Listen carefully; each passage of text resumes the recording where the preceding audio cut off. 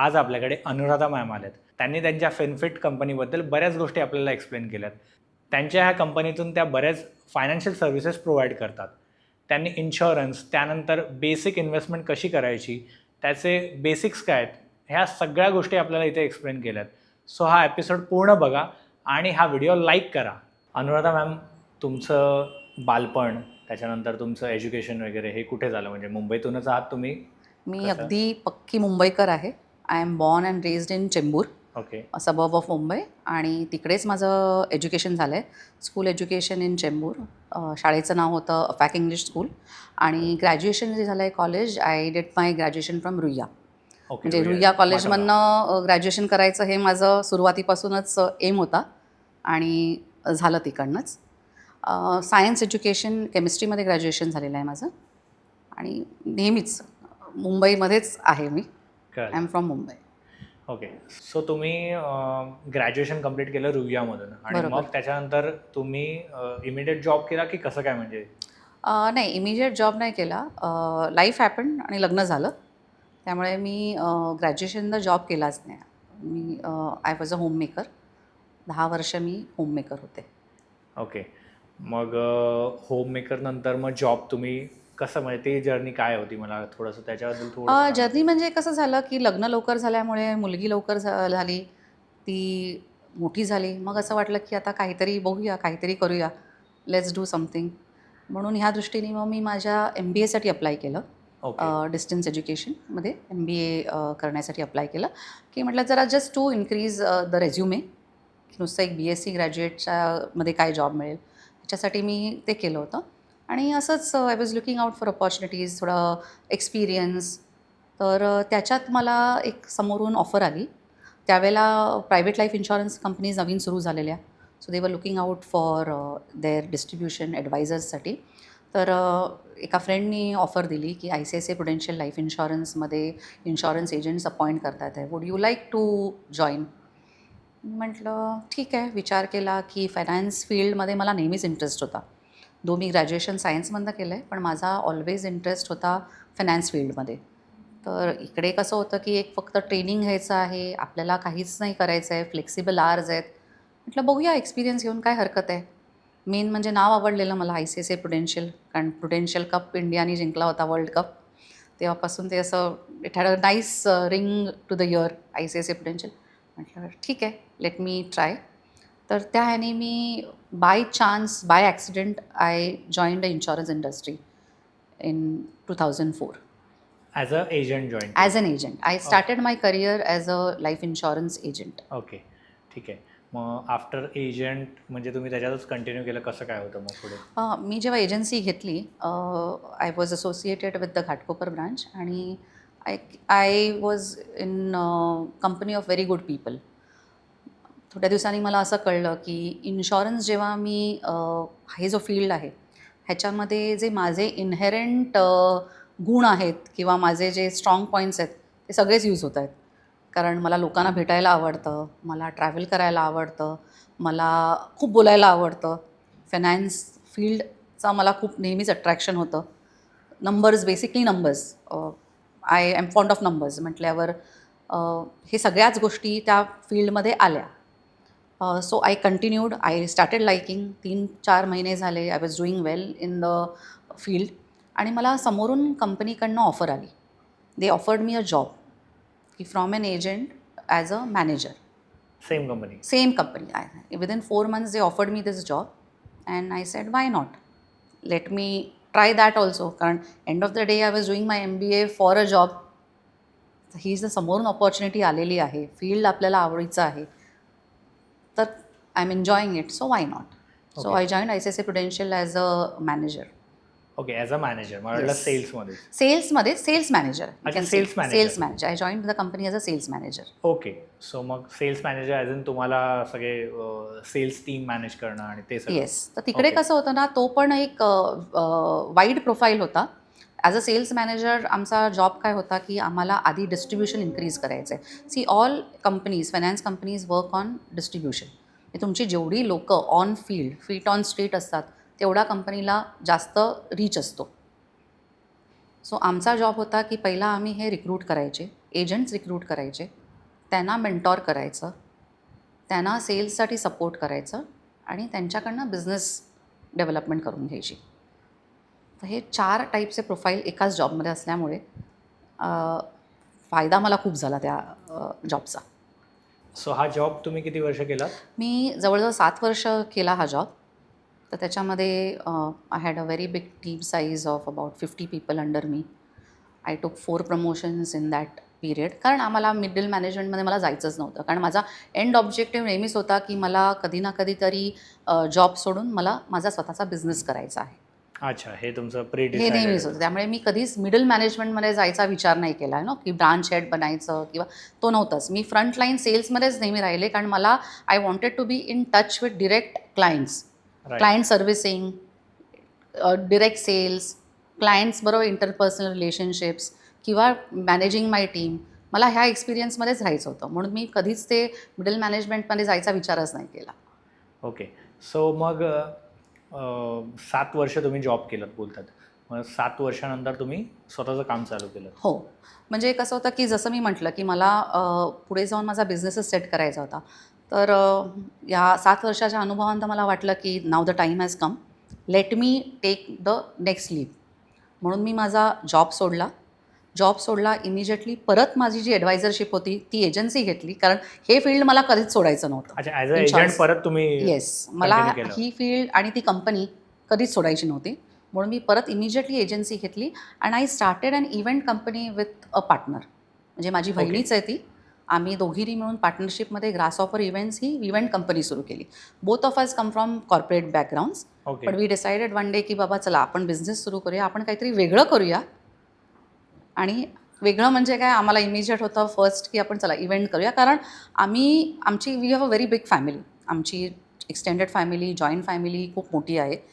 Constant events होत असतात. मी constant manage करतो. म्हटलं जर आम्ही 50-100 लोकं रोजच आपण मॅनेज करतो तर why not put it to use.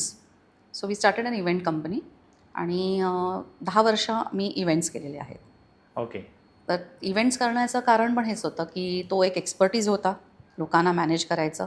ह्याच्यामध्ये मला नेटवर्किंग वाढवणं, कॉर्पोरेटशी आमचे आमचे बरेचसे कॉर्पोरेट क्लायंट्स ह्याच्यामध्ये आहेत. We did a lot of corporate events.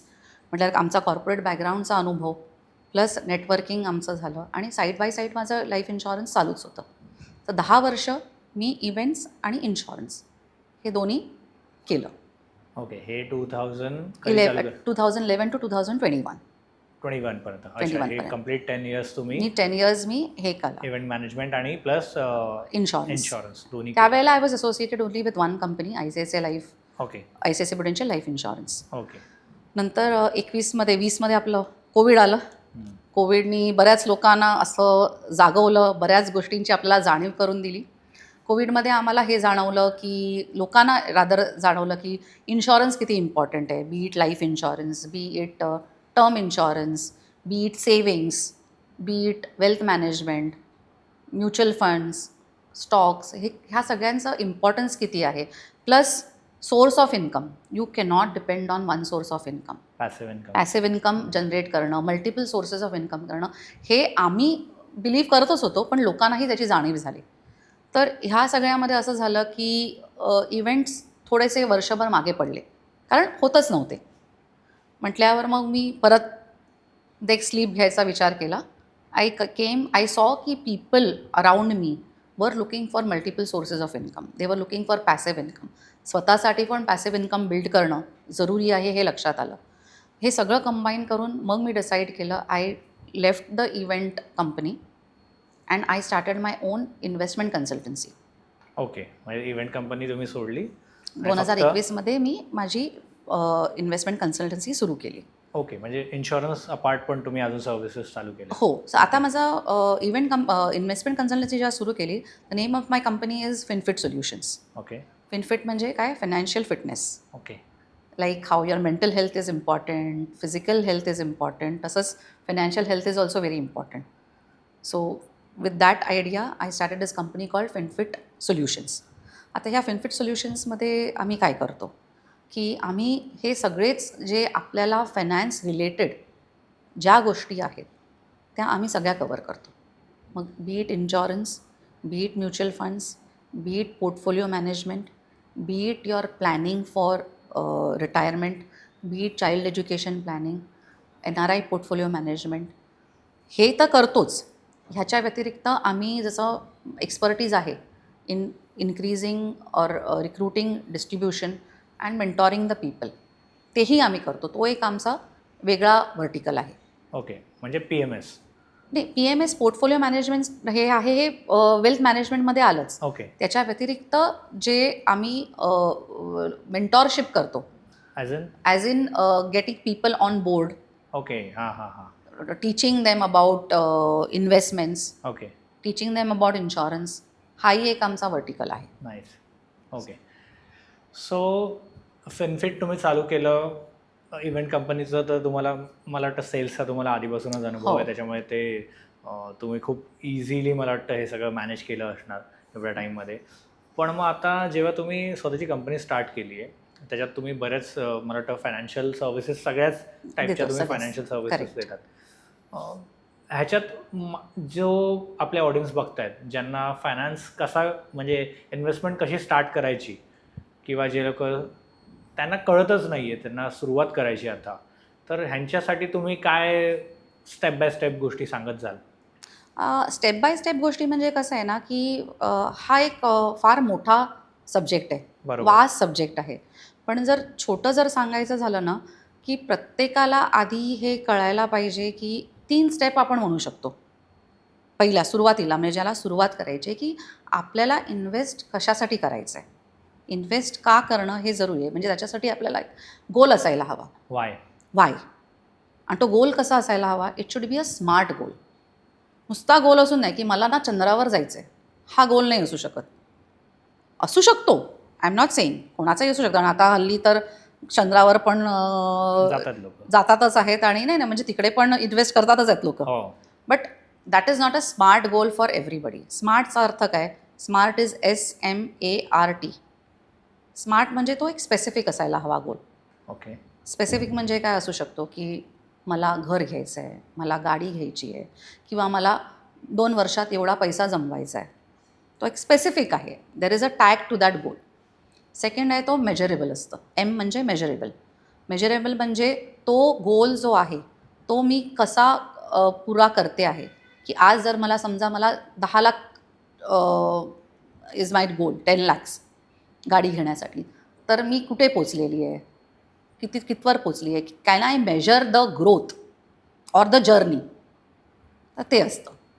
Third आहे ए म्हणजे अचिवेबल. 2 वर्षात 10 लाख, 20 लाख अचिवेबल आहे. आपल्या लेमॅनच्या इन्व्हेस्टमेंटनी 2 वर्षात 1 करोड, 10 करोड अशक्य आहे. अशक्य आहे. अशक्य असं नाही आहे, पण it is not really achievable. Attainable A. तिसरं असतं R, relevant. Is it relevant? म्हणजे माझ्या जे लाईफस्टाईल आहे किंवा माझं जे लाईफ आहे त्याला तो रेलिव्हंट आहे का गोल, म्हणजे R. आणि टी म्हणजे टाईम बाउंड. मला 1 करोड कमवायचे आहेत, पण माझ्याकडे टाईमच नाही आहे. मग त्याला 10 वर्ष का 20 वर्ष का 50 वर्ष, त्याला काहीच अर्थ नाही आहे. It should be time bound, की this amount of money or this goal I need to achieve in this time. So my goal has to be defined, which is to be smart. Second, I should be looking at my budgeting, की मी जो गोल मी करते त्याच्यासाठी माझं budget काय आहे, माझ्याकडे तेवढा पैसा आहे, can I start investing, how much should I start investing. So it should be the budgeting. And then obviously there has to be a strategy, की गोल आहे माझ्याकडे बजेट पण आहे, पण स्ट्रॅटेजी काय आहे. तर ह्याच्यासाठी जेव्हा आपण इन्व्हेस्टमेंट सुरू करतो तेव्हा आपल्याला ह्या थोड्या बेसिक गोष्टींकडे आधी बघावं लागतं. And only then once we define this we can move forward. Okay. So हे तर झालं की बेसिक त्याला त्या गोष्टी मेजरेबल आहेत का, किती एक्झॅक्टली त्याला हवेत आणि किती टाईम बाउंडसाठी बेसिकली हवेत हे मला ह्याच्यावरनं समजतं आहे. ह्या तर झाल्या की त्याने एखाद्या पर्सनने स्टार्ट कसं करावं. करेक्ट. पण मला बेसिक गोष्ट खूप वेळा समजत नाही किंवा लोकांनाही समजत नाही की इन्व्हेस्टमेंट आणि सेव्हिंग ह्या 2 गोष्टी असतात. खूप जण म्हणतो आपण मी पैसे सेव्ह केले, मी पैसे इन्व्हेस्ट केले, ह्याच्यात काय फरक आहे? हा काय चांगला प्रकार प्रश्न आहे? चांगला आहे अनिकेत, व्हेरी गुड क्वेश्चन. आता आपण कसं आहे ना, आपण सेविंग्स आणि इन्व्हेस्टमेंट हे ना खूप इंटरचेंजेबली वापरतो आणि किंवा आपल्याला वाटतं की या दोन्ही गोष्टी सारख्याच आहेत. पण त्याच्यामध्ये ना एक मूलभूत फरक आहे, बेसिक डिफरन्स आहे. सेविंग्स म्हणजे काय आहे, की माझा जो पैसा आहे, आता जर मी तुला एक्झाम्पल दिलं की तुझ्याकडे आज 1,00,000 रुपये आहेत. ओके. आज 1,00,000 रुपयामध्ये आपल्याला काय येतं, म्हणजे आता समजा आपल्याकडे इझी आहे, सोनंच जर पकड. आज तुला 1,00,000 रुपयामध्ये तुला 10 10 ग्राम ग्राम. सोनं आपल्याला मिळतं आहे. So that is the value of 1,00,000 today. आता समजा उद्या एका वर्षाने तीच व्हॅल्यू 1,00,000चे 2,00,000 झाली सोन्याची. तर तुला पुढच्या वर्षी त्या 1,00,000मध्ये किती सोनं मिळणार? 5 ग्रामच ग्राम. मिळणार. So that means the value of money does not remain the same. सेविंगचा अर्थ काय आहे, की ही जी व्हॅल्यू ऑफ मनी आहे ना, इट शुड नॉट इरोड नाही व्हायला पाहिजे. की मी पैसे सेव्ह करणं ह्याचा अर्थ काय, की माझा पैसा असा मी गुंतवायला पाहिजे, की त्याची व्हॅल्यू इरोड नाही व्हायला पाहिजे. So it remains the same. So basically ह्याच्यामध्ये काय असतं, की सेविंग जेव्हा मी करते, तो माझा एक शॉर्ट टर्म गोल असतो, की वर्षभरात किंवा 2 वर्षात मला काय अचीव्ह करायचं आहे. त्याच्यासाठी मी आज 1,00,000 रुपयाची व्हॅल्यू 2 वर्षांनी पण 1,00,000 राहिली तरी हरकत नाही. I am not eroding my value of money. That is savings. My money is actually not grown. See, आजचे मी 1,00,000 इन्व्हेस्ट केलेले उद्या 2,00,000 जरी झाले, तरी जर टेक्निकली बघितलं तरी it is not really grown. Because I have just saved it from eroding. इन्व्हेस्टमेंटचा अर्थ काय आहे, की ती जी माझी व्हॅल्यू ऑफ मनी आहे, it should beat the inflation and it should grow. Okay. जे आज माझे 1,00,000चे जर उद्या 2,00,000 झाले, तर I am just saved the money from eroding. But if I have invested, if my rate of returns is more than the inflation, जिथे 1,00,000चे तर 3,00,000 झाले, तर माझी व्हॅल्यू वाढलेली आहे पैशांची actually. That is investment. So investments are always a higher return instrument and it is a longer term strategy of investments. So invest करतो तेव्हा आपल्या पैशाची व्हॅल्यू ॲक्च्युली वाढते. सेविंग्स करतो तेव्हा आपली पैशाची व्हॅल्यू आहे ती इरोड होते. ओके, समजलं. तुम्ही एक शब्द वापरला, इन्फ्लेशन. त्याचा काय अर्थ?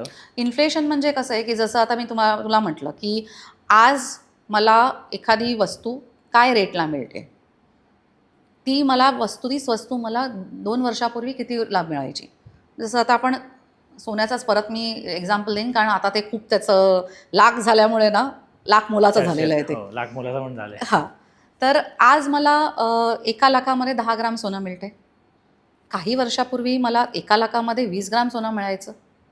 ह्याचा अर्थ काय झालेला आहे, की व्हॅल्यू जे रेट्स आहेत ते वाढलेले आहेत. इन्फ्लेशन म्हणजे काय, बेसिकली जी वस्तू आपल्याला आधी एका रेटमध्ये मिळायची, एका कॉस्टला मिळायची, तीच वाढलेली आहे. प्रत्येक गोष्टीचाच भाव वाढलेले आहेत.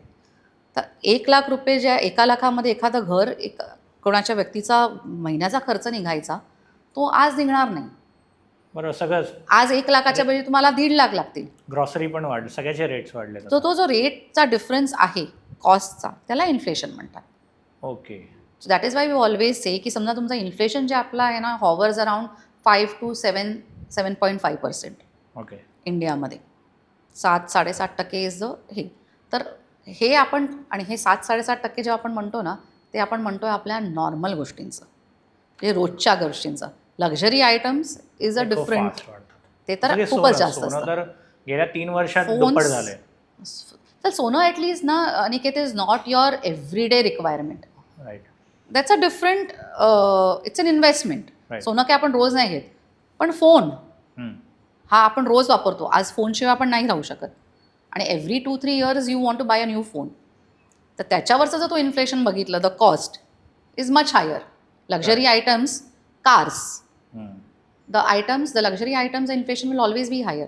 ऑफकोर्स स्कूटी पण मला आठवतंय 50-60 हजारात ॲक्टिवा यायची एका टाइमपर्यंत. आता त्या 1,00,000-1,15,00,000 Exactly. रुपये ॲक्टिवा येत आहेत. एक्झॅक्टली. मला म्हणजे आठवतंय मी बुलेट घेतली 2017ला, ती काहीतरी 1.5 दीड लाखाच्या लाखाची, आसपास, correct. ती आता 2.5-3 लाखाला येते. म्हणजे 3 लाखाला बुलेटच नाही मिळणार आजच्या तारखेला. सो लक्झरी आयटम्सवरचा जो आहे ना, तो inflation is much higher.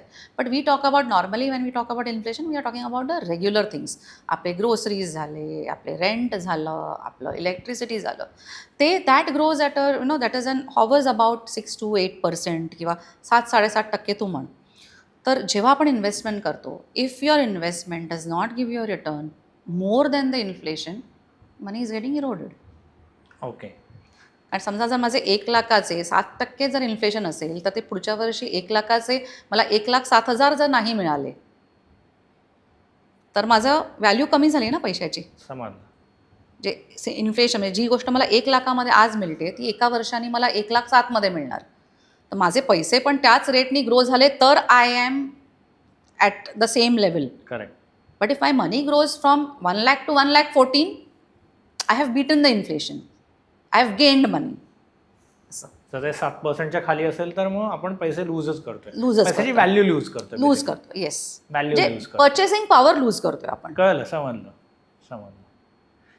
Okay, investment कशी सुरुवात करायची हे तर तुम्ही एक्सप्लेन केलं.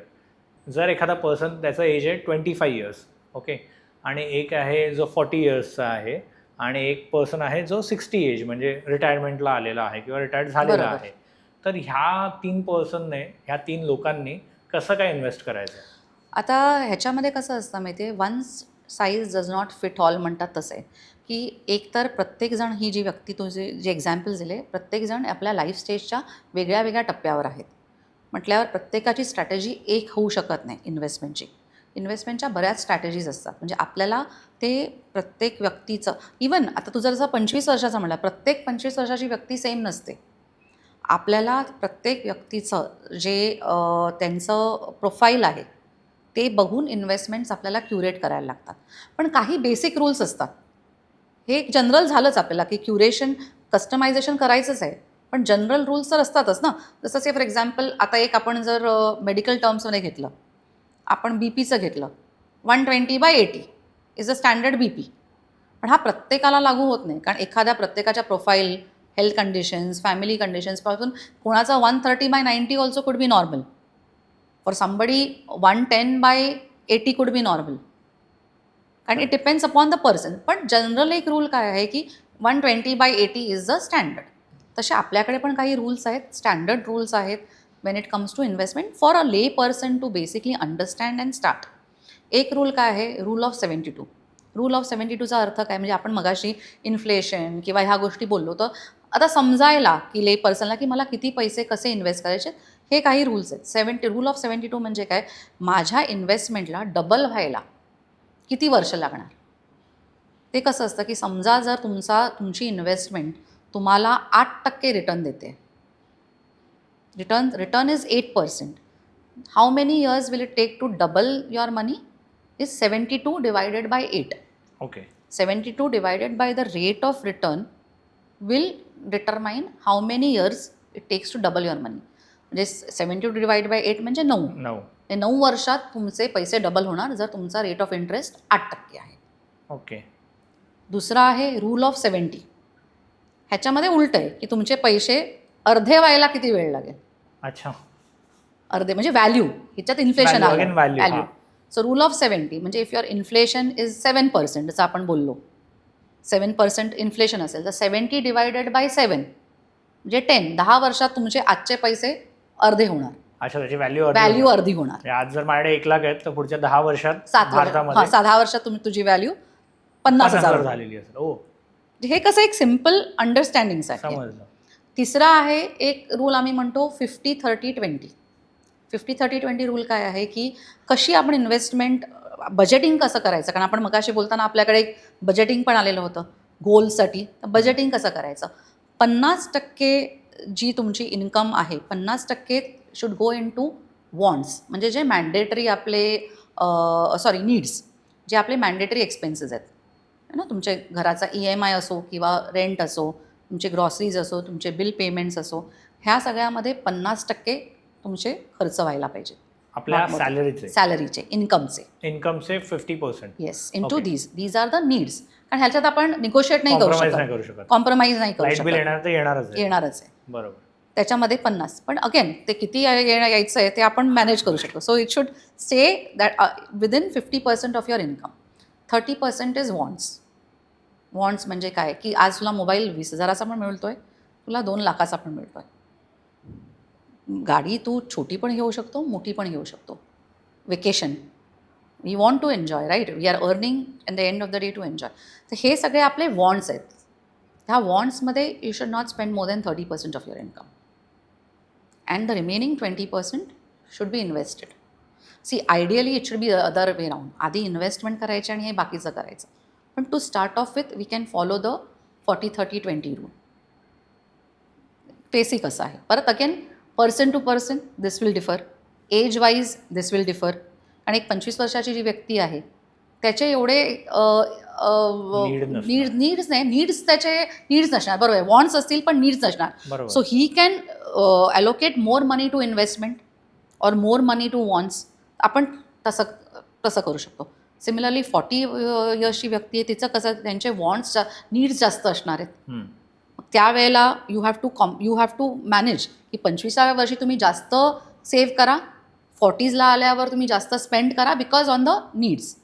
Again when you come to 60 your needs will be lesser, your wants could be more.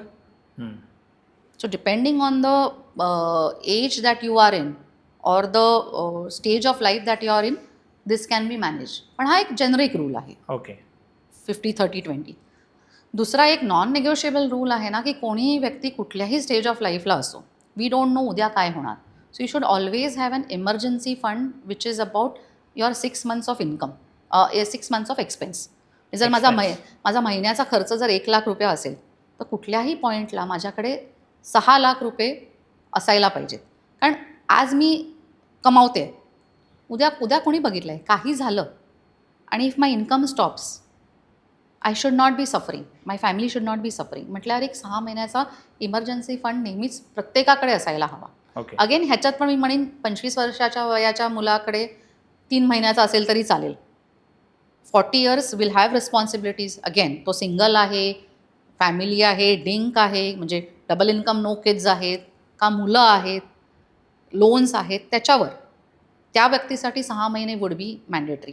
Again somebody who is at retirement will have made some arrangements. मग परत त्याची गरज नाही आहे. They can come down to 3 times. So there is a rule which is a emergency fund आपला एक असायला पाहिजे. चौथी गोष्ट आहे एक इन्शॉरन्स. आपल्या लायबिलिटीज कवर करण्यासाठी आपल्याकडे टर्म इन्शॉरन्स असणं मॅन्डेटरी आहे प्रत्येकाला. Okay. That's a non negotiable goal. प्रत्येकाकडे टर्म इन्शॉरन्स असणं, मग तो 10 ते 20 times ऑफ युअर इन्कम असायला हवा. आपले लायबिलिटीज किती आहेत, म्हणजे समजा तुझा इन्कम आहे वर्षाचा 10,00,000 रुपये आणि तुझे लायबिलिटीज काय आहेत, लोन्स आहेत काय, हे सगळं पकडून आपल्याला आपला इन्शॉरन्स आपल्याला डिफाईन करायचा असतो. At least minimum 10 times of your annual income should be your insurance amount. Okay. Term insurance म्हणजे काय? टर्म इन्शॉरन्स म्हणजे काय, की आज माझ्यावर काय काय जबाबदाऱ्या आहेत फायनान्शियल. फायनान्शियल जबाबदाऱ्या काय आहेत, म्हणजे मी जर आज बाहेर पडले, यू नेवर नो. आम्ही इन्शॉरन्समध्ये काय म्हणतो, you should plan for living too long and living too short. म्हणजे समजा जर आज मी बाहेर पडले आणि माझी डेथ झाली तर माझ्या फॅमिलीवर फायनान्शियल बर्डन यायला नाही पाहिजे. तो बर्डन कसा मी कमी करू शकतो, मी घेणार term insurance. So term insurance म्हणजे is pure and pure liability coverage, financial liability coverage. If something happens to me, the insurance company will give that amount to my family. So if my liability today is, म्हणजे समजा आज मी वयाच्या 40व्या वर्षी आहे and I am earning 20 lakh of rupees per year. पुढची 20 वर्ष मी काम करणार आहे, म्हणजे माझा इन्कम किती आहे, अर्निंग इन्कम 4 crore. हां. माझी लायबिलिटी, समजा मला आज काही झालं तर माझ्या फॅमिलीचा 4 crore नुकसान होतं आहे. समजा मी एखादा लोन घेतलं असेल 1 crore, मी गेले तर माझ्या फॅमिलीवर ते बर्डन येणार, म्हणजे माझी लायबिलिटी फायनान्शियल काय झाली, 5 crores. So I should be covered for that much amount. Okay. So that my family does not suffer financially after I am gone. That is term insurance. Okay. But 5 करोडचा insurance त्याचा मला वाटतं जो हे असतो premium तो पण खूप हाय असेल. हां, म्हणून टर्म इन्शुरन्स जो असतो ना तो खूप कॉम्पिटेटिव्ह असतो. ओके. आणि त्याच्यामध्ये काय आहे ना, तुमच्या रिटर्न्स काही नसतात.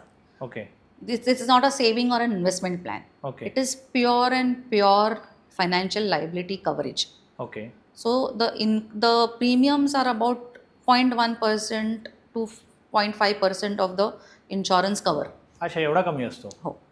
त्यामुळे टर्म इन्शुरन्स हे एक नॉन निगोशिएबल गोल असतो. So everybody should depending upon their liabilities have an term insurance of between 10 to 20-25 times. Okay. हे एक प्रत्येकाकडे असायलाच पाहिजे. म्हणजे आपण काय केलं, इमर्जन्सी फंड बनवला, आपण टर्म इन्शुरन्स घेतला. दुसरं काय असतं की आपल्याला जे आपले EMIs आहेत, जसं मग अशी बजेटिंगमध्ये ते झालं, EMIs जे असतात ना, that should not exceed 30% of your income. कारण आपण 50%च आपण नीडसाठी ठेवतोय. तर if your EMIs exceed a certain amount, all the whole budgeting will go for a toss. So as a practice your EMI should not be more than 30% of your income. Again EMIs will be typically between the age of 30 to 45-50. त्यामुळे त्या एजमध्ये आपल्याला ते थोडंसं तिकडे manage करावं लागेल, जसं आपण मगाशी डिस्कस केलं. हे झालं. तिसरं, ह्याच्या पुढे आपण जेव्हा जातो तेव्हा काय आहे की आता आपण येतो इन्व्हेस्टमेंटकडे. इन्व्हेस्ट कुठे करायचे, इन्व्हेस्टमेंटचे ऑप्शन्स काय आहेत. तर आपल्याला हे माहिती असायला पाहिजे की there are 3 categories, broadly there are 3 categories of investment opportunities. एक आहे डेट, एक आहे सेविंग्स, आणि दुसरं आहे equities. Equities can give you fantastic returns. पण आपण एक ले पर्सनच्या दृष्टिकोनातनं बोलतो आहे. So equity will give you about 12% returns. A debt instrument will give you about 6% returns. आणि about 8% returns in a debt instrument. आणि दुसरं असतं आपल्या सेव्हिंग्ज अकाउंटमध्ये पैसे पडलेले असतात, किंवा जस्ट 3-4% ते 4%. तर हा आपल्याला एक फिगर डोक्यात पाहिजे की मला इमर्जन्सी फंड जसा आहे तो माझा सेव्हिंग्स अकाउंटमध्ये पडला असेल, because there I am not looking at an growth, though you can do that also, पण ते आहे. दुसरा आहे डेट, की जिथे माझा शॉर्ट टर्म गोल्स आहेत, आणि इक्विटी जिथे माझे लॉंग टर्म गोल्स आहेत. 12, 8, 4 हे आपण डोक्यात ठेवू शकतो. नंतर मग येतं की आता मी जेव्हा इन्व्हेस्टमेंट करते, इक्विटीचं आता हल्ली खूप आहे, कशी करायची. एक स्टँडर्ड रूल आहे 100 minus your age. 100 minus your age should be your equity exposure. Like so somebody who 38. Is, if you are 38, 100 minus 38 म्हणजे 62. So 62% can go into equity. Okay. So 25 वर्षाची व्यक्ती आहे, 100 minus 25, 75% can go into equity. Okay. 40 इयर्सची व्यक्ती, 100 minus 40, 60% can go into equity. Similarly for a 60-year-old, 100 minus 60, 40% can go into equity. हे कशाला आता, इक्विटीचं कसं आहे ना, की इक्विटीमध्ये आम्ही नेहमी म्हणतो it is not timing the market, it is time in the market. So obviously for a 25-year-old you will always have a longer period of time for investment to appreciate, to take those risk. जी appetite पण असते, mentally also you are stronger, you have more number of years to recover any loss if it happens. म्हणून जेवढं तुझं age कमी, the equity exposure can be higher. जसं जसं आपण रिटायरमेंट एजकडे पोचतो, ॲज वी नियर दॅट ना, आपल्याकडे जो वेळ आहे टू टेक द रिस्क कमी होत जातो. म्हणून असं म्हणतात की 100 minus your age should be your equity exposure. आणि नंतर असं एक आम्ही म्हणतो की 3 S's वर आपल्याला फोकस करायला पाहिजे. आता आपण जेव्हा सिस्टमॅटिक इन्व्हेस्टमेंट प्लॅन म्हणतो तेव्हा आपल्या डोक्यात फक्त म्युच्युअल फंड येतं, कारण they have made it popular. पण बेसिकली आपण जर तो शब्दशः घेतला अर्थ, सिस्टमॅटिक म्हणजे काय, अगदी आपण वेळोवेळी रेग्युलरली करणं, ह्याला सिस्टमॅटिक म्हणतात. इन्व्हेस्टमेंट म्हणजे ऑब्व्हियसली आपण इन्व्हेस्ट करतोय, प्लॅन म्हणजे प्लॅन. तर सिस्टमॅटिक इन्व्हेस्टमेंट प्लॅन हा आपला कुठल्याही इन्स्ट्रुमेंटमध्ये असू शकतो. गोल्ड पण असू शकतं, गोल्ड असू शकतं, म्युच्युअल फंड असू शकतं, तुझे इन्शुरन्सचे प्रीमियम्स असू शकतात, तुझं रेकरिंग डिपॉझिट असू शकतं, पोस्टल इन्व्हेस्टमेंट्स असू शकतात, PPF असू शकतं, म्हणजे जे पण स्टॉक्समध्ये असू शकतं, SIP स्टॉक्समध्ये पण असू शकतात ना, not only mutual funds. So any systematic investment is good. दुसरा एस म्हणजे काय, systematic transfer plan. Systematic transfer म्हणजे काय, की मी आज जर gold is giving me good returns, I am invest into gold. Tomorrow if I think की गोल्डमधनं काढून मला दुसरीकडे त्या वेळेला वेळच्या वेळी व्यवस्थित करायचं असेल, ह्या एका एका इन्स्ट्रुमेंटमधनं दुसऱ्या इन्स्ट्रुमेंटमध्ये, it can be within the same class or it can be among different classes of investment. त्याच्यामध्ये त्याला सिस्टमॅटिक ट्रान्सफर प्लॅन म्हणतो. आणि तिसरा स्टेज आहे ते, पहिला आपण इन्व्हेस्ट करतो आहे, मग आपण त्याला मॅनेज करतो आहे. कारण जसं आपण म्हटलं की 100 मायनस एज, त्याचप्रमाणे at every stage of your life are requirements will change, the situation will change, आपल्याला ते मॅनेज करायचं आहे. तिसरं आहे ह्याच्यातच की SWP, म्हणजे आता आपण इन्व्हेस्ट केले चांगले, आपण त्याला मॅनेजही केलं आहे आणि आता आपण ते सिस्टमॅटिकली आपण विड्रॉ करायचे to take care of your expenses. तर ह्या 3S ही स्ट्रॅटेजी पण खूप इम्पॉर्टंट आहे. तर त्याच्यामध्ये इन्स्ट्रुमेंट्स काय आहेत, that will depend again on the life stage. 25 वर्षाच्या व्यक्तीचं वेगळं असणार आहे, 40व्या वर्षी वेगळं असणार आहे, 60व्या वर्षी वेगळं आहे. So all these are interlinked. त्यामुळे 25, 40, 60 म्हणजे जसे तू एक्झाम्पल्स दिली, प्रत्येकासाठी एक स्ट्रॅटेजी असणार आहे. ती कशी वापरायची किंवा ती कशी क्युरेट करायची, त्याच्यामध्ये आमचा एक्सपर्टीज असतो आणि तिकडे आम्ही येतो. ओके. इन्शुरन्समध्ये MDRT म्हणून काहीतरी वर्ड ऐकला आहे मी, सो तो काय असतो? ऑस्कर माहिती आहे तुला? हां. सो MDRT जे आहे ना, it is akin to the Oscars of the insurance industry. हो. MDRTचा फुल फॉर्म म्हणजे काय, $1,000,000 round table. So it is a globally recognised platform, US based आहे, ग्लोबली रेकग्नाइज्ड प्लॅटफॉर्म आहे, की जिथे there is a target for every country. It's a calendar year achievement. जे आपला कसा फायनान्शियल आहे एप्रिल टू मार्च, पण ही because it's a global thing, it's a calendar year achievement. 1 Jan to 31 December प्रत्येक वर्षी एक टार्गेट दिला जातो आणि तो ग्लोबल असतो. तुमच्या करन्सीमध्ये येतो तो, पण सगळ्यांसाठी तो सेम असतो वर्ल्ड ओव्हर. ह्या वर्षीचा टार्गेट अबाउट 45 to 46 लॅक्सचा ह्या वर्षीचा टार्गेट आहे. सर तुम्ही जर जाऊन इन्शुरन्स इंडस्ट्रीमध्ये सांगितलं की you are an MDRT, everybody will understand what it is. Like I said, it's the Oscars of the and in India, only not even 1% of the insurance agents achieve this. And globally also that is not more than 1.5-2% of the whole insurance agent population who achieves this. So I have achieved this MDRT multiple times. So Nice. that is my aim की every year that should happen. कारण ते कसं आहे की एक recognition आहे, you get your recognition on a global platform. आमच्याकडे इन्शुरन्समध्ये असे खूप सारे रेकग्निशन असतातच, पण हा एक एकदम ग्लोबल असतो.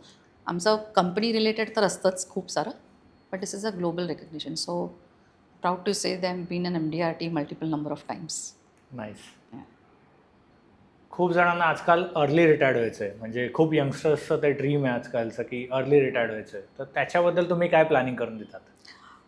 हे तर आमचा फेवरेट टॉपिक आहे. कारण कसं होतं ना, की आपल्या आधीचं म्हणजे आमच्या आधीचं जे जनरेशन होतं, तेव्हा एक फिक्स्ड होतं की तुमचं ऑर्गनायझेशन काय आहे, त्याच्याप्रमाणे तुमचं वय 58ला तुम्ही रिटायर होणार आहे का 60ला रिटायर होणार आहे, रिटायर झाल्यावर काय कन्सल्टन्सी हे फिक्स्ड होतं. पण 58च्या आधी कोणीच रिटायर नाही पाहिजे. त्यांची लाईफ वॉज सॉर्टेड. काम केलं, पेन्शन आलं किंवा त्यांचे ते सेविंग्ज केले आणि त्याच्यावर, कारण रिटायर्ड झाल्यावर पण लाईफ वॉज व्हेरी कूल. कुठे आरामात घरात बसायचं आहे आणि आपलं जे काय करायचं आहे. नंतर आलं आमचं जनरेशन. आमच्या जनरेशनला काय होतं, आमच्या जनरेशनला 58पर्यंत कोणालाच काम करायचं नाही. It was like you retire 45 was the favourite as in our generation, की 45ला आपण रिटायर व्हायचं आहे. आता ह्याच्यात मी जेव्हा आपण रिटायर जेव्हा म्हणतो ना, रिटायर आपण म्हणतो आहे from active corporate jobs or active earning. पण लोक नंतर आपल्याला जे पाहिजे ते करतच असतात. त्यांचा पीपल मे बी हॉबीज जे आहे ते परस्यू करणार किंवा काही बिझनेस सुरू करणार, ते सगळं होतंच. पण ॲक्टिव्ह ह्याच्यातनं रिटायर करणं आमच्या जनरेशनला होतं 45. पुढचं जनरेशन आलं, थिंग्स ऑलवेज चेंज. आता तर काय 45 पण खूप वाटतं. 35-40 is when people want to retire. त्याला म्हणजे नवीन त्याला एक कॉन्सेप्ट पण आला आहे, त्याला म्हणतात fire, financial independence, retire early.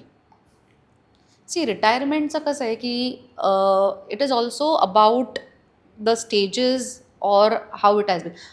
आधीच्या जनरेशनला कसं होतं ना, जर सेविंग्सचे पॅटर्न काय होते आपल्या, एफ डी होत्या, लाईफ इन्शुरन्स होतं, पी पी एफ होतं, पोस्टल होतं. जसं आपण मगाशी म्हटलं, एका ह्याच्यात तुला लक्षात आलं असेल की ह्या ज्या रिटायरमेंटच्या ह्या ज्या सेविंग्स आहेत ना, डेटमध्ये येतात, त्याचं रिटर्न्स किती होते, 8%. इन्फ्लेशन तेव्हा 6-6.5% होतं, 8% लोकांना चालत होतं. प्रॉफिटेबल होतं.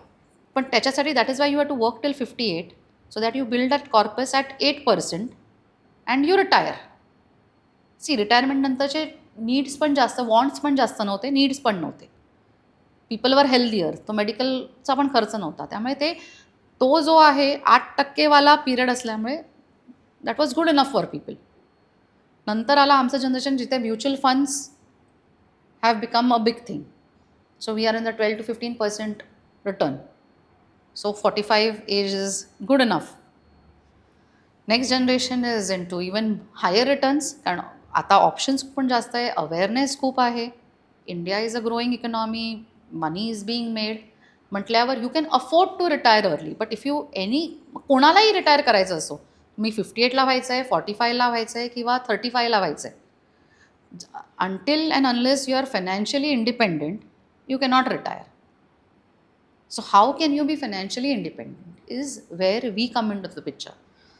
आमचं जे एक्सपर्टीज आहे ना, रिटायरमेंट प्लॅनिंग जेव्हा आम्ही म्हणतो ना, त्याला एक पर्टिक्युलर एज नाही आहे.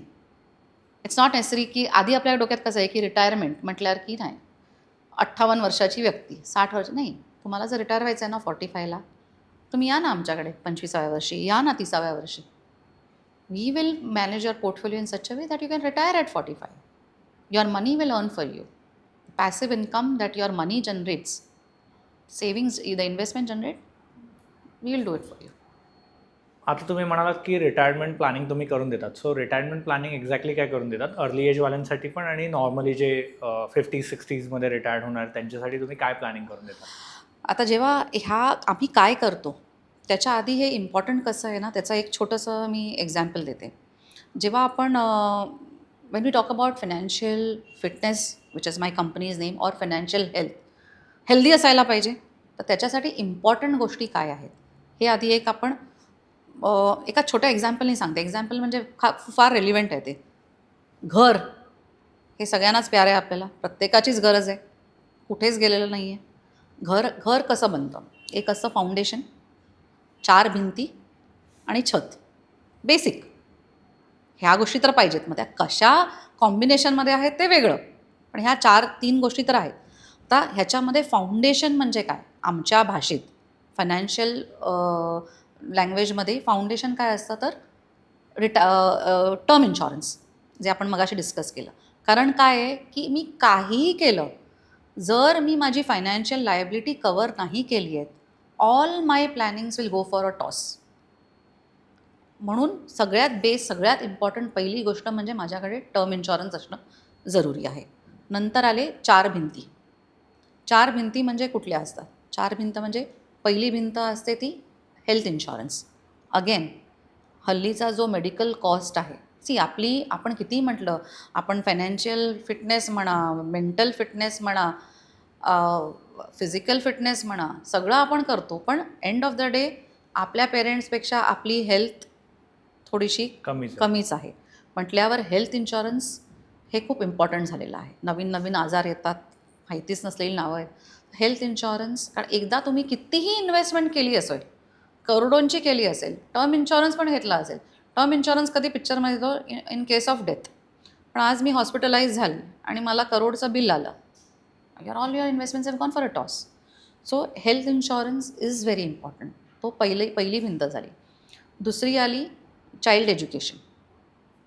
Again having children is very costly today, त्यामुळे चाइल्ड एज्युकेशन प्लॅनिंग करणं जरुरी आहे. इकडे एखादा प्रश्न, जे माझे ऑडियन्स आहेत ते हेही म्हणतील की नाही हल्लीचं डिंक इज अ व्हेरी फेवरेटिंग ना, डबल इन्कम नो किड्स. मग मुलं नाही तर मग मला चाइल्ड एज्युकेशन करायची गरज काय आहे. पण ज्यांच्याकडे मुलं नाहीत ना त्यांच्याकडे पेट्स असतात. Having pets is also equally important, equally expensive. So I would, आणि pets for people are like their children. So there it is not education, but again it's an expense. So child education is a very important aspect. तिसरा जो wall आहे तो आहे tax planning.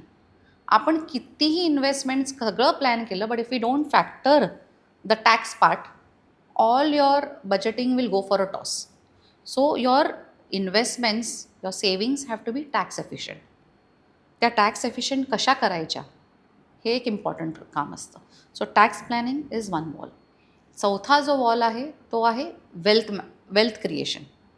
जसं आपण savings करू हे करू तरी that will take care of your needs. पण आपल्याला ज्या वॉन्ट्स हवे आहेत ना त्याच्यासाठी your money has to grow. So that money has to grow is wealth creation. So wealth creation is very important. हे सगळं आपलं झालं की जेव्हा आपले अर्निंग इयर्स आहेत, आपण यंग आहोत, आपण उमेदीत आहोत, तेव्हा हे सगळं आपल्याला इम्पॉर्टंट आहे आणि आपण बिल्डअप करू शकतो. जेव्हा आपण रिटायर होणार, so that could be 40, 45, 50, 55, 60, whatever is the age, we need to have the roof on our head. की जेव्हा आपल्याला काही जास्त डोक्याला स्ट्रेस नको आहे, we just want something nice and cushioned.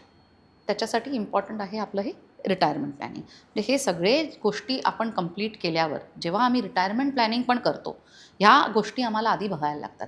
R all these things taken care of? It will lead to, it is a part towards retirement planning. Retirement planning नुसतं असं एक इंडिपेंडंट सब्जेक्ट नाही आहे. ह्या बाकीच्या गोष्टी झाल्याशिवाय हे पुढचं होऊच नाही शकणार आहे. It's a part, these are parts of your retirement planning. So when we do retirement planning, ह्या सगळ्या गोष्टी आपल्याला कन्सिडर कराव्या लागतात. तुम्ही कुठल्या स्टेजला आहात, तुम्हाला कुठला, अगेन स्टेजला असून पण तुमची रिस्क अपिटाईट काय आहे. आज मी म्हणेन की अनिकेत बिंदास तू स्टॉक्समध्ये घाल ना माझे पैसे, risk I am okay with the risk, returns मिळत आहेत ना, I am okay with the risk. दुसरी एक येऊन व्यक्ती मिळालं की नाही नाही, मला रिस्क नाही घ्यायचे, मला पैसे कमी मिळाले तरी चालेल, मला रिटर्न्स कमी मिळाले तरी चालेल, but I don't want the risk. So we have to look at the clients portfolio, risk appetite, income, stage of life, the goals, आणि do the planning. So it's a very customised and a curated portfolio that we manage for people. Okay, same way तुम्ही HNI आणि NRI दोन्ही client handle करतात. बरोबर. तर त्याच्याबद्दल थोडं मला सांगा. HNI clients, again HNI clients जेव्हा असतो सेम असतो, स्ट्रॅटेजी सगळ्यांसाठी सेम असते, पण क्युरेशन किंवा कस्टमायझेशन वेगळं असतं. कारण कसं आहे की माझ्याकडे जर 1 लाख रुपये इन्व्हेस्ट करायला आहेत आणि माझ्याकडे 1 करोड आहेत आणि माझ्याकडे 10 करोड आहेत, my strategy will be different because I can play with more money, more options. So HNI clients need to be handled in a different way, कारण त्यांचे ऑप्शन्स वेगळे असतात. त्यांना जे आम्ही ऑफर करतो ते इन्व्हेस्टमेंट अव्हेन्यूज वेगळे असतात. जे आम्ही रेग्युलर क्लायंटसाठी करतो ते ऑप्शन्स वेगळे असतात. So strategies remain similar, but everything is curated and customised. तिसरा जो आहे तो NRI सेगमेंट झाला.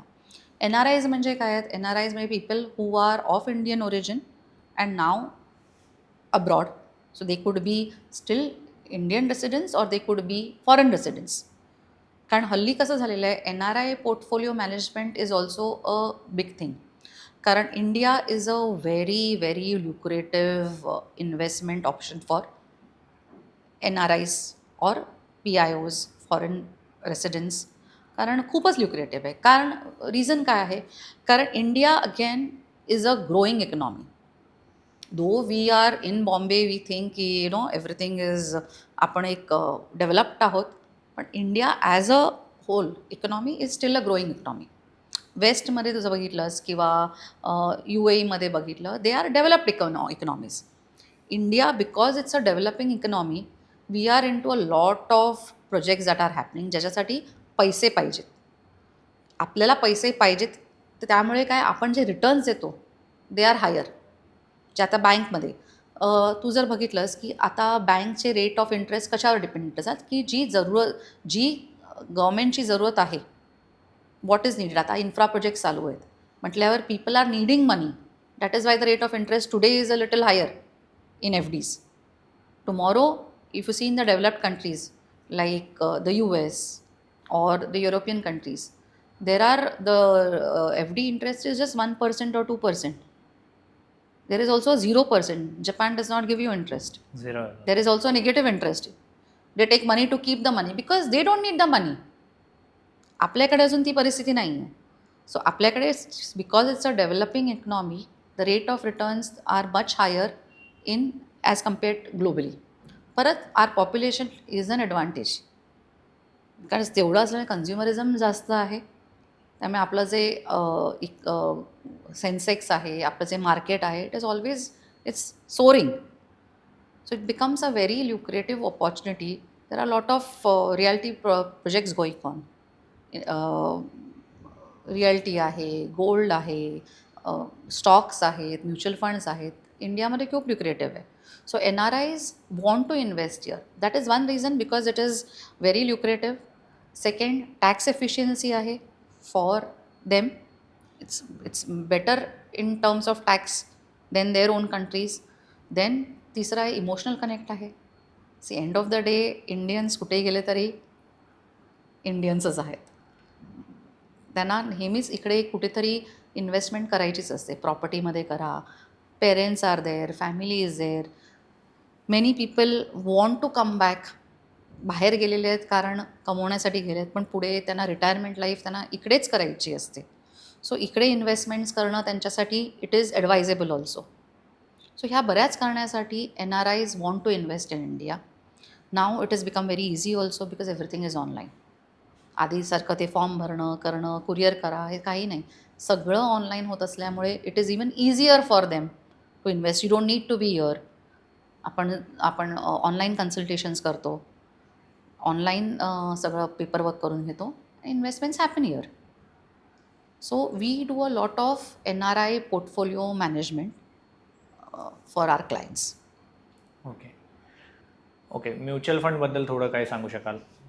हां, mutual fund is the hottest topic of today. कारण कसं आहे माहिती आहे की इट्स अ मिडवे थिंग. आपल्याकडे इन्व्हेस्टमेंट कसं आहे की डेट आहे ते सोपं आहे, त्याच्यामध्ये काही जास्त आपल्याला विचारच नाही करावा लागत. पण त्याच्यात रिटर्न्स पण तसेच आहेत. ओके टाईप्स रिटर्न्स आहेत. दुसऱ्या एक्स्ट्रीमला आहे की जर आपण तो एक्स्ट्रीम बघितला तर आहेत स्टॉक्स. Fantastic returns. पण त्याच्यासाठी सगळ्यांचीच ती कुवत नाही आहे, अंडरस्टँडिंग नाही आहे. It is a very intricate subject. आणि ते कसं आहे ना की दॅट इज व्हेरी कॉन्सन्ट्रेटेड. जर मी स्टॉक्समध्ये किंवा शेअर्समध्ये जेव्हा पैसे घालते तेव्हा काय होतं, I am dependent on one company. See for example जसं अदानीचं हिडनबर्गच्या वेळेला झालेलं. If my investment was into Adani stocks, it was doing really well. पण हिडनबर्गचं झालं, ते जेव्हा सगळं बाहेर आलं तेव्हा द स्टॉक्स प्लमेटेड. सो ज्याची तेवढी अंडरस्टँडिंग नाही आहे किंवा कपॅसिटी नाही आहे, त्याच्यासाठी हा प्रॉब्लेम आहे ना. स्टॉक्स पडले तर त्याच्यासाठी एक वेगळा माइंडसेट लागतो. स्टॉक्स प्युअरली इन्व्हेस्टिंग इन स्टॉकसाठी. ह्या दोघांचा जर अगदी सुवर्ण मध्यबिंदू जर बघितला तर तो आहे म्युच्युअल फंड्स. म्युच्युअल फंड्समध्ये काय होतं की आपल्याला जो स्टॉक्सचा बेनिफिट आहे तोही मिळतो, पण आपली जी रिस्क आहे ती आपली डायव्हर्सिफाय झालेली असते. म्युच्युअल फंड बेसिकली काय असतं की it is a basket of stocks. म्हणजे एखाद्या म्युच्युअल फंडमध्ये 20 ते 40 वेगळे स्टॉक्स असतात. ते आपल्यासाठी एक फंड मॅनेजर जो आहे तो मॅनेज करतो की आज कुठला स्टॉक घ्यायचा, उद्या कुठला विकायचा. आपल्याला डोक्याला तो ताप नाही आहे. Mutual fund is a basket.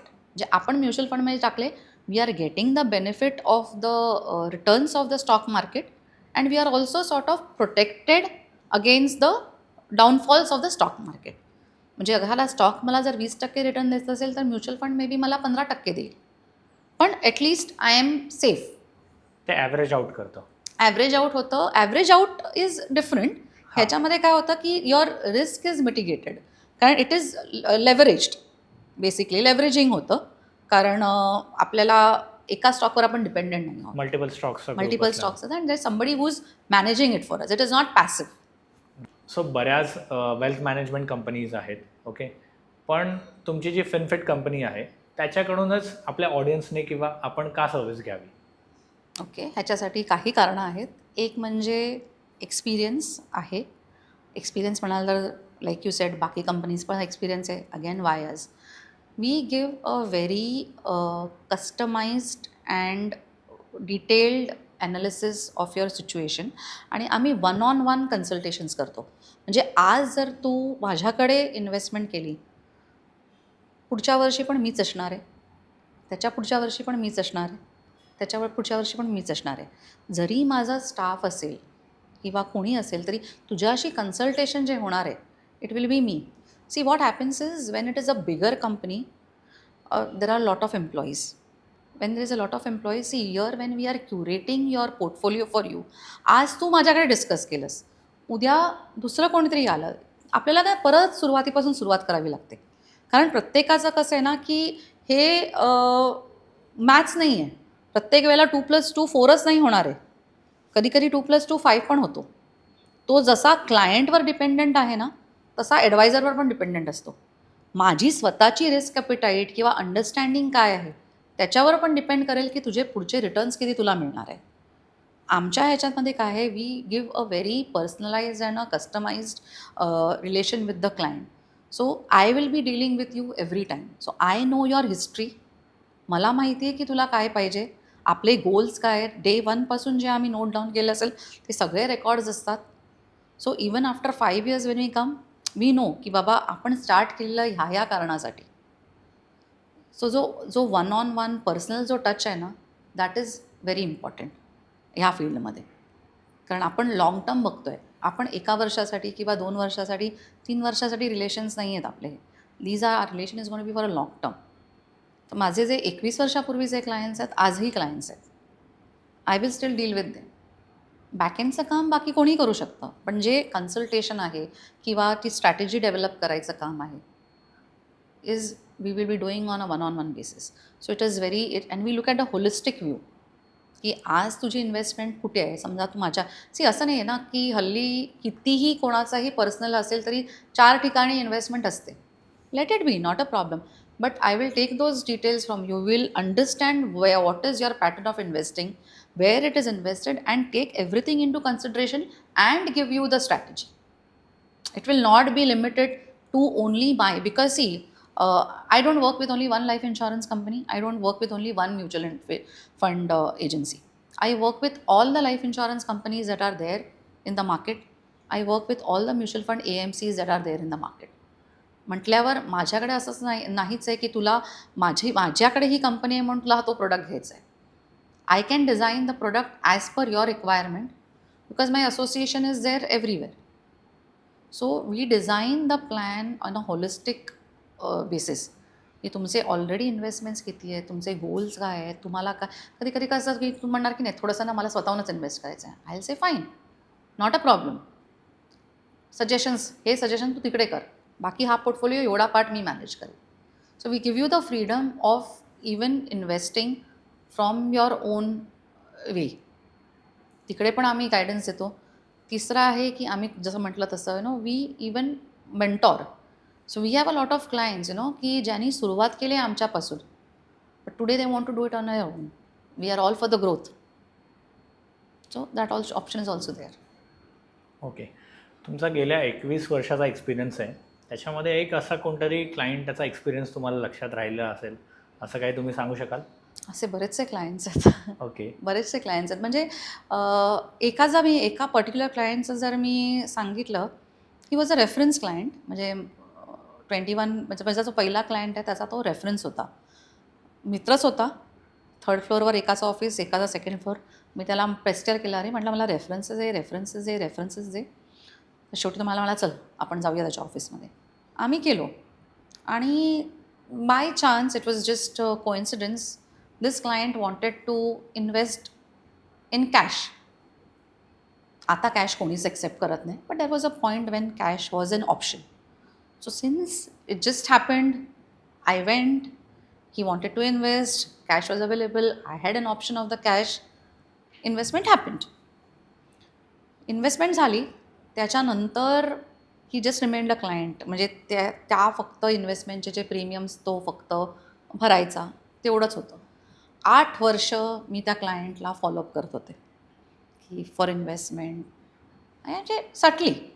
to send him some inputs or send him some strategies. कधीच नाही. शेवटी 8 वर्षांनी झालं परत he invested in mutual funds with me. The earlier investment was in insurance. After 8 long years, I could crack him again and he invested in mutual funds. And now the stage is if he gets any opportunities or if he कोणी त्याच्याकडे येऊन काही जर options दिले, he makes it a point to call. See, he may or may not invest, but he makes it a point to call me and take advice, which I feel is a very big achievement because it took me a long time to crack the client. तर असे बरेचसे आहेत म्हणजे today I have a lot of clients who will come to me for advice and go by it. Also lot of my family also today will come to me and take that advice which I feel is also a good achievement. कारण मी जेव्हा business सुरू केला, मी जेव्हा agency घेतली आणि सुरू केलं, I made it a point, I was very clear, I will not go and ask my known people to invest. कारण मी खूप नवीन होते, तर ना माझ्या फ्रेंड्सना किंवा रिलेटिव्सना, नॉट फॉर एनिथिंग एल्स, म्हणजे मला असं नको वाटायला की त्यांना ते ऑब्लिगेशन व्हावं की आपल्या रिलेशनमध्ये म्हणून हां. घ्यावं लागेल वगैरे. आज असा स्टेज आलेला आहे की they also know my credibility. So समोरून येतात तेव्हा फार छान वाटतं. नाईस. ओके, सो तुमचे फ्युचर गोल्स काय आहेत आता? फ्युचर गोल्स असे आहेत की I am working right now, though I can also say it's sort of a partial retirement.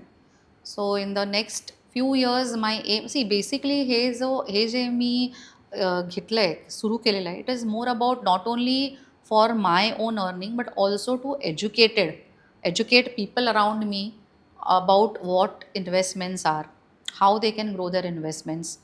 तर फ्युचर गोल हाच आहे की जेवढं पॉसिबल आहे, जेवढ्या लोकांना पॉसिबल आहे ह्या फील्डमध्ये एज्युकेट करायचं.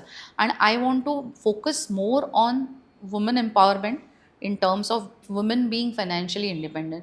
सी, कितीही आपण म्हटलं ना, आज वुमेन पुरुषांच्या खांद्याला खांदा लावून कमावत आहेत, इक्वली कमावत आहेत. पण when it comes to investment, the awareness is not as much. Even today women will still take a lot of advice from their family members when it comes to investment. The confidence is not there. So my goal is to educate and empower women to take their own decisions when it comes to financial strategies.